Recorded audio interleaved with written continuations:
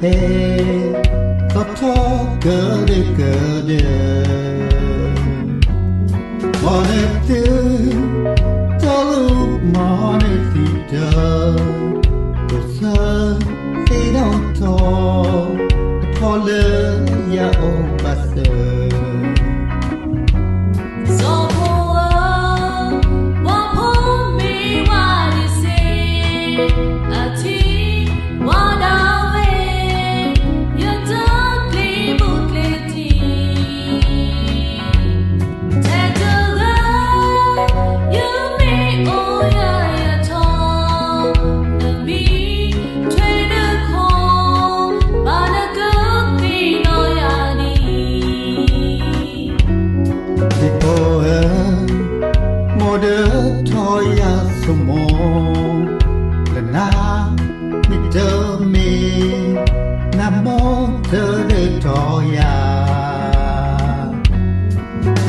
No modern toss of some more.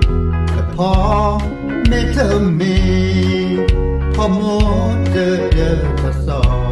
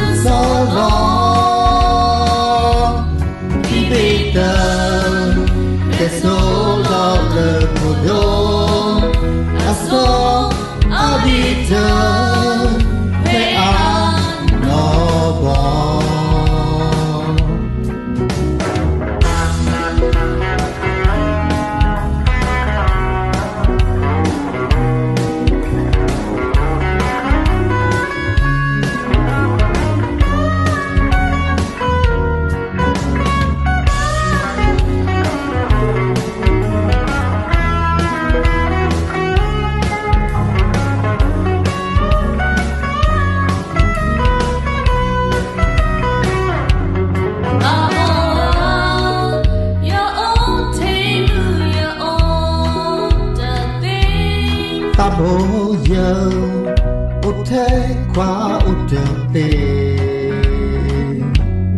Hey bo, odi mu the kwa, the blade to me, the love what day. Tabo yo, teammate to me down, but when not to me down no song away. Hey bo, odi mu the pa, the blade mu the me, the love what day. It will go, no more, don't fly away. You want, you got stay. Oh, wow, hold the song on. Keep it done.